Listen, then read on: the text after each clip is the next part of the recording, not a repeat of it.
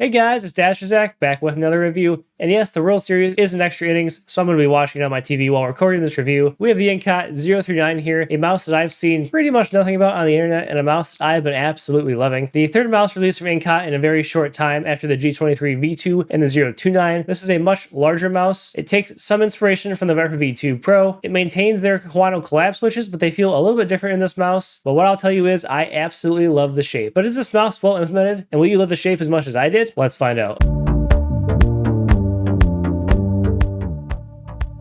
So here we have it, the Incott 039. That took quite a few takes because I have UHM WPE skates, typically used on glass, very slow. Here we have it again, the Incott 039, one of my favorite mice that I've tested recently. It's interesting, you wouldn't have thought that because this is definitely a larger shape, has a lot of back flare, sort of like the Viper V2 Pro, which I'll compare it to later in this video. Then again, we probably should not be surprised because Incott has sort of been slinging it back to back to back now with the G23 V2, the 029, and now the 039. This is indeed the Pro version, so it does have pulling up to 8K, although I have something to talk about as far as that goes later in the video. So without further ado, let's jump into the implementation of the mouse. And to do that, I will need to reference the G23 V2 here, as oddly enough, the Incott Quanto collab switches are different in all three of their mice. In the G23 V2, they were very light and spammable. I talked about them as almost like the mechanical version of the Iron Opticals and how they felt. Not quite as special as an Iron Optical, but like very, very usable. On the 039 here, they are a little stiffer, I guess. They're more tactile. They retain their spammability here, as you can see, not a lot of pre or post travel on the click. You can get some post if you press all the way at the bottom of the button there, but it's interesting because they just feel very different. They sound roughly the same, but this is more of a medium light leaning medium actuation as opposed to the lighter actuation here on the G23 V2. Not really a problem for me, but just a difference to note. If you expect to get the same click feel on this as the other mice, that will not be the case. There isn't a lot of side to side play left and right here, aided by this middle piece, of course, and they do get absurdly heavy here at the top of the button. So overall, the clicks on this are fine. They never bother me in game, and I've used this quite a bit in Aim Trainers and Battlefield 6, actually, not Fortnite, but they're not my favorite version of the Switch. Probably like a 7 out of 10. The scroll obviously has this very cool design on it. I'm a huge fan of what Incott has been doing with both their color themes and their scroll wheels. It's very notchy, not super loud, but definitely has a sound to it, but pretty light on the steps, and the click is very, very spammable. So overall, the scroll wheel on this was a big pass. On the 029, it was very stiff, and that issue is not present here on the 039. I overall do like the side buttons on this. I guess I'm not as sensitive to high side buttons as someone like Boardsy, but he is probably using them a whole lot more than I am in Fortnite, so that is a fair take he has on a lot of mice. On this mouse, they sort of look like Razer side buttons. They are the bare plastic, no coating, no glossiness. As you can see, there is some pre-travel here you can get without actuating the switch, and they don't sink too far into the shell. There is, however, some side-to-side play here if you are looking to create it, but in-game, did not really feel any sort of teetering or wobbling. Maybe if you click right at the very front of the button, it will sink forward a little bit, and that's not the best feeling. The front button, much more in place. Clicks themselves are about medium actuation, but they do rebound very nicely. They're decently spammable, so overall they're pretty acceptable. Definitely not top tier side buttons, somewhere in the 7 out of 10 range. Coming to the bottom of the mouse, I no longer have the stock skates here. They were very similar to the 029, which I very much liked. They were very fast, no issues at all with change of direction, stickiness, nothing weird like the skates that came with an Ninjutsu 10. However, they do give you a second set of skates like the 029 that have that sort of weird honeycomb texture you can see there in the lighting. And the original set of skates and the extras also come with this piece here to fill the back spot, so you can get essentially the same coverage as a large pad skate. I was using this on glass a lot, so I swapped to these skates from a company I can't even recall the name of. Had a weird issue where they were so thick I actually had to put the sensor ring on and increase the LD to 2mm just to get it to function correctly, but that's my own problem. Beside that, the sensor placement is forward of center, not too far, and definitely in a spot that's very comfortable for me, and lines up nicely with my grip. And as you can see, we'll talk about this shape later, but it has a massive hourglass shape, which I am a huge fan of. As far as the coating goes, it's actually different than the 029 and G23 V2 as well, which I found to be interesting. Not sure if it's the colorway or just the coating on all of these mice, but this is a little bit like more matte, more dry. It's not the most rubberized, like it's not a top tier coating, but it's not as potentially like slick, almost glossy feeling in a way as the other two mice I tried from Incott were. For me, it was fine, not spectacular. Another sort of like 7 out of 10 feature of the mouse, which you might find it odd that I'm giving a lot of 7 out of 10s here as far as like features of the mouse because I do love it so much, but a lot of that love comes down to the shape we'll discuss here shortly. The last thing is build integrity. I detect almost no side flex, maybe a bit here on the bottom right. You can see there, no crazy flex at the front. It passes the Saber V2 Pro test here. here, and a bit of flex here on the bottom should you press. Not surprising, but no problem in game. There is actually quite a bit of flex there if you look at me testing this now. Overall, the build quality is very good in game. I'm not really worried about bottom flex at that part of the mouse, but I do always test for it. So you can see not the absolute strongest shell integrity, but again, in use, not a problem for me. So the overall implementation of this is solid. Not quite as solid as the other two entries because I actually do like the feeling of the coating more on the other two mice that I tried. And I also like the click implementation a bit more on them as well. Not one that bothered me. I made this for almost a month, which is absolutely insane as far as me maining mice go. So again, a good implementation, but nothing absolutely spectacular. My main point of shape comparison here is going to be this Viper V2 Pro I got for 20 bucks used randomly and literally have not plugged in, but I do love the shape for what it's worth. This is similar in a lot of ways, and I actually want to show you that on ELO shapes. So as you can see here, same length, roughly the same width, but it is 2 millimeters taller, and that makes a huge difference. My main complaint about the Viper V2 Pro is that I couldn't quite get a grip because it was too low profile. As you can see here, very, very similar overall shape. Slight differences in the flare back to the front here where the Viper gets a little bit wider. And again, generally the same length of mouse, but the 039 is just taller throughout the entire mouse. What that does is provide more upper palm support and a lot more hump support here on the back, which for me is just stupidly comfortable. So we'll start here on the bottom, and as you can see, silhouettes very, very similar. Probably the inspiration for the shape. A bit more back flare actually here on the 039 for a bit stronger of an hourglass shape, which as you can see here causes the taper to be not quite as severe on the Viper V2 Pro while still very present. But again, the main difference, which is pretty apparent here, taller on the 039 and just a whole lot more hump presence there on the back. Click height for what it's worth, very similar. There are also decent, not super strong, but appreciated comfort grooves here with the click shape on the 039. So overall, if you were someone who liked the Viper V2 Pro but you wanted it to be a bit more filling, the 039 might be for you. Another mouse I'll mention quickly here, the F2 from VGN, is a similar sort of tapered profile, although it's not quite as wide here on the back. But the main difference between this and the 039 clearly is apparent here. There's a bit less back hump presence, and it's way, way shorter from the middle to the front of the mouse, as in how it's very low profile all the way down to the clicks. It's also 5 millimeters shorter, so this is more in the Viper V2 height profile range, but a shorter mouse, and I think a great option. I actually really like the clicks here in the non-ultra version. I didn't try the Iron opticals. I heard they were underwhelming, but overall, a mouse that I liked a whole hell of a lot more than Boardsy, although the skates are kind of shit. Lastly, we'll profile it against the ATK A9 Ultimate. Spoiler, review coming soon. Obviously very apparent the crazy level of waist taper, back flare on the 039 compared to the potato flat sides on the A9 GPX-ish shape, but both of these mice are very filling in hand, very good for palm or aggressive or relaxed claw. Like the top profile of these is actually as similar as it looks here on camera. They're almost identical. This GPX shape just a little bit shorter and then much stronger taper and flare here. Maybe if you're a GPX user who just feels a little bit too flat potato on your mouse and you want to try something that has a little bit more character, comfortable spot for your thumb here, nice spot for your pinky to come in closer to the sensor, perhaps you give the 039 a try. It is, in my opinion, one of the sleeper shapes that caught me off guard the most recently. Again, I told you I've mained this in Battlefield 6 and other scenarios for almost a month, and I did not want to take my hand off of it on both cloth, glass, stock skates, these skates. Something about this mouse just kept me very stable while being locked in at the same time. And it's also not super lightweight. Another tangent I want to go on, it comes in around 55 grams, right in the same range as the GPX, the Viper V3 Pro. I'm going to come out and say this, the weight of a mouse is massively a personal preference. Some people will like mice at 65, some people will like mice at 35. 55 grams, there's nothing wrong with. If you're asking me, I'm going to go into a game and I want to be comfortable, I want to perform my most consistent best, I'm probably going to pick a slightly larger mouse that's closer to 48 to 52, 55 grams, something like that. That's also why I don't mind the weight on the OP1 8K, for example. I've always performed well on the GPX, the Viper V3. I stick to my theory that the peak aim potential is higher, potentially on a small mouse, and that's why you like to use small mice in aim trainers. But in game, something like this that's larger and a little bit on the heavier side at 55 grams, I think is absolutely perfect. As far as pricing and value go, this is the Pro version. It has up to 8K pulling. It comes in around 55 to 60 bucks base on AliExpress, 45 to 50 for the non-Pro version. I paid $47 for this on AliExpress. You could easily get the non-Pro version 1K pulling at sub $40 if you found the right coupon codes. So this is overall sort of right in the middle of the budget range. It's not pushing Cyrox for price. It's not down at the lower tiers of the ATK mice, for example. It's right in the middle, competing with something like the L7 Plus. I do think the overall implementation of something like the L7 Plus is stronger than that of the 039, for example. It's a mouse that's implemented pretty well, not perfectly, doesn't cost a ton, and it's something that you're going for the shape and the weight, in my opinion. So again, overall, not a steal, not a ripoff. I think priced pretty competitively. So I guess let's talk about performance. And in order to talk about performance, I actually have to go into the software, oddly enough. So this is the same WebDriver you saw for the 029. I apologize for how small it is. It's just the weird layout of the WebDriver. It's honestly not great. It's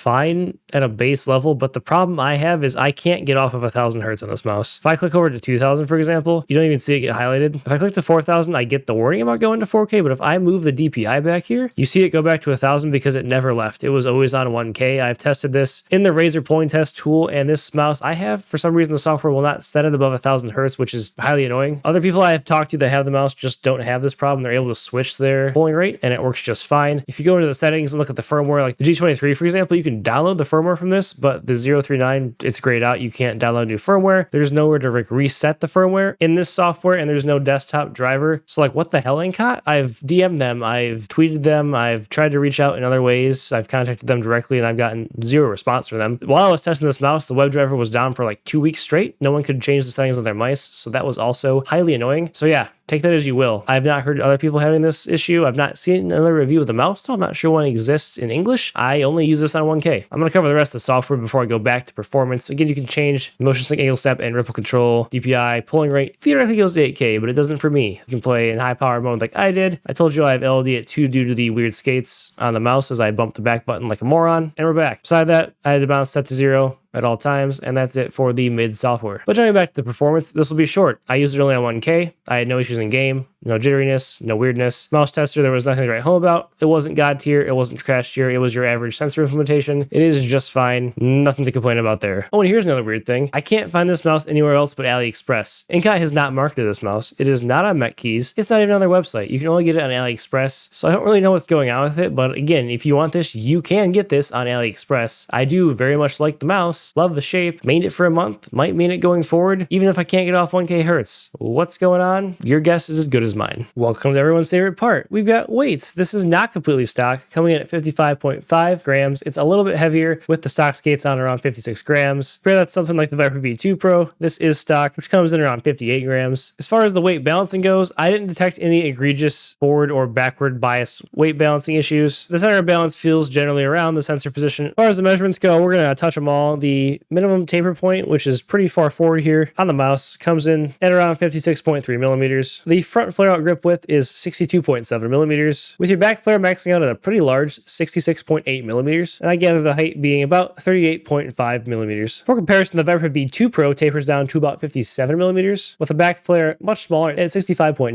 millimeters, and a front flare grip width of 62.9 millimeters. So that about sums it up for my thoughts on the Incott 039. It's not a perfect mouse, but it's a mouse that I thoroughly enjoy. It continues Incott's run of releasing very strong offerings into the market at very fair prices, and with the slight variations they had in the shape, I am interested to see what they have next, or if they'll ever start marketing this mouse. Please subscribe and like if you enjoyed the video. You can follow me on X at DancerZack. Check out the Mousecast podcast, as well as my peripheral Discord, and with that, we'll see you.